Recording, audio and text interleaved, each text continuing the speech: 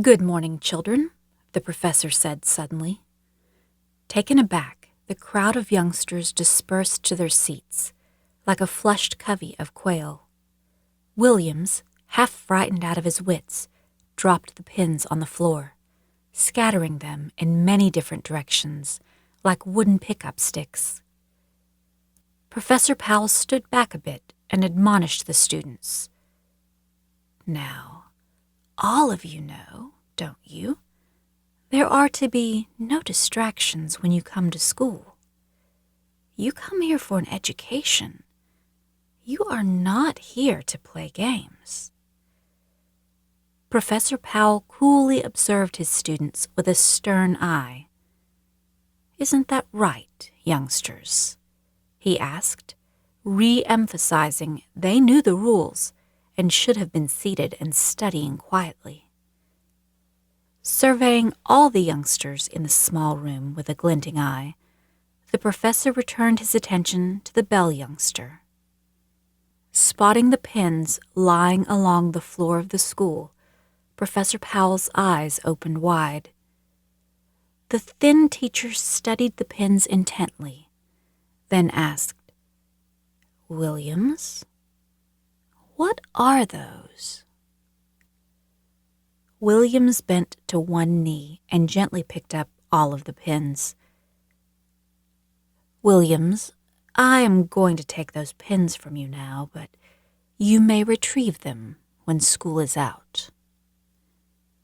After taking the pins from Williams Bell, Professor Powell slowly surveyed the room, walking as straight as a rail.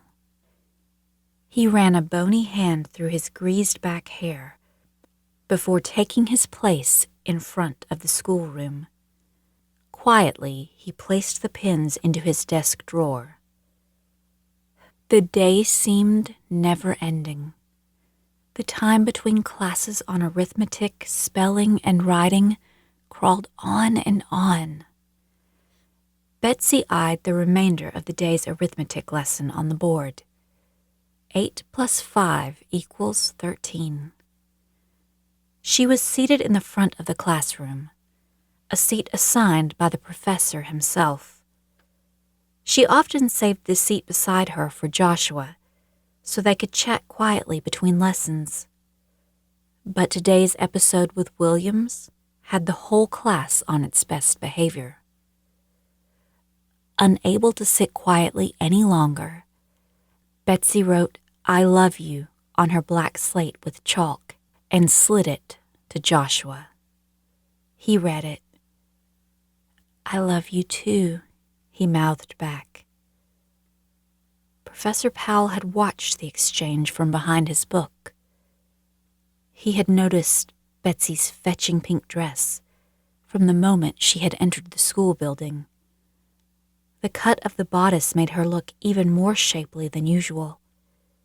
He watched her lovely round bosom rise and fall with each breath.